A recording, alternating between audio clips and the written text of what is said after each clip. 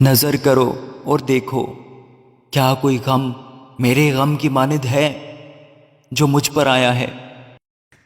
خداوند کے زندہ اور پاک کلام میں سے نوحہ، اس کا پہلا باب۔ وہ بستی جو خلقت سے معمور تھی کیسی خالی پڑی ہے، وہ خاتون اقوام بیوہ سی ہو گئی، وہ ملکہ ممالک باج گزار بن گئی، وہ رات کو زار زار روتی ہے، اس کے آنسو رخساروں پر بہتے ہیں، اس کے چاہنے والوں میں کوئی نہیں جو اسے تسلی دے، اس کے سب دوستوں نے اسے دغا دی، وہ اس کے دشمن ہو گئے۔ یہودا ظلم اور سخت مشقت کے سبب سے جلا وطن ہوا، وہ اقوام کے درمیان سکونت پذیر اور بے آرام ہے، اس کے سب ستانے والوں نے اسے گھاٹیوں میں جا لیا۔ سیون کی راہیں ماتم کرتی ہیں کیونکہ عید کے لیے کوئی نہیں آتا، اس کے سب پھاٹک سنسان ہیں، اس کے کاہن آہیں بھرتے ہیں، اس کی کنواریاں مصیبت زدہ ہیں اور وہ خود غمگین ہے، اس کے مخالف غالب آئے اور دشمن خوشحال ہوئے، کیونکہ خداوند نے اس کے گناہوں کی کثرت کے باعث اسے رنج میں ڈالا، اس کی اولاد کو دشمن اسیری میں ہانک لے گئے۔ دختر سیون کی سب شان و شوکت جاتی رہی، اس کے امراء ان ہرنوں کی مانند ہو گئے ہیں جن کو چراگاہ نہیں ملتی اور شکاریوں کے سامنے عاجز ہو جاتے ہیں۔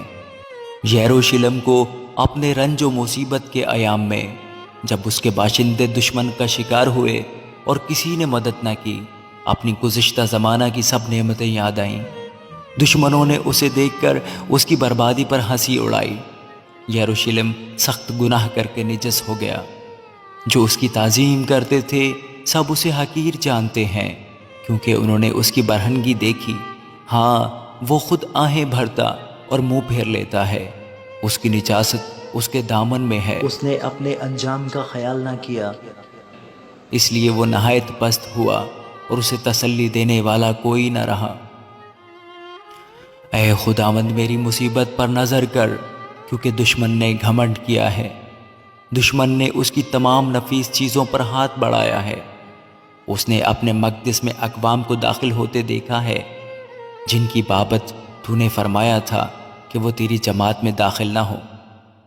اس کے سب باشندے کراہتے اور روٹی ڈھونڈتے ہیں، انہوں نے اپنی نفیس چیزیں دے ڈالی تاکہ روٹی سے تازہ دم ہو۔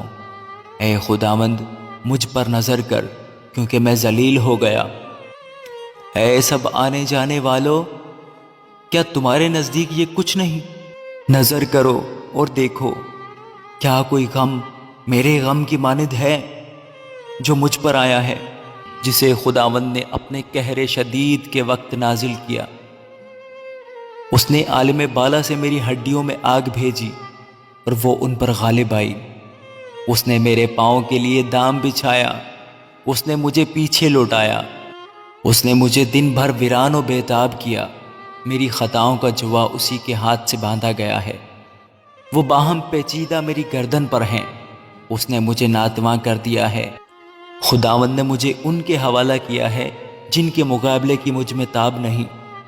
خداوند نے میرے اندر ہی میرے بہادروں کو ناچیز ٹھہرایا، اس نے میرے خلاف ایک خاص جماعت کو بلایا کہ میرے بہادروں کو کچلے۔ خداوند نے یہودا کی کنواری بیٹی کو گویا کولو میں کچل ڈالا، اس لیے میں گریان ہوں، میری آنکھیں اشک بار ہیں، کیونکہ تسلی دینے والا جو میری جان کو تازہ کرے مجھ سے دور ہے۔ میرے بال بچے بے کس ہیں، کیونکہ دشمن غالب آ گیا۔ سیون نے ہاتھ پھیلائے، اسے تسلی دینے والا کوئی نہیں۔ یعقوب کی بابت خداوند نے حکم دیا ہے کہ اس کے ارد گرد والے اس کے دشمن ہوں۔ یروشلم ان کے درمیان نجاست کی مانند ہے۔ خداوند صادق ہے، کیونکہ میں نے اس کے حکم سے سرکشی کی ہے۔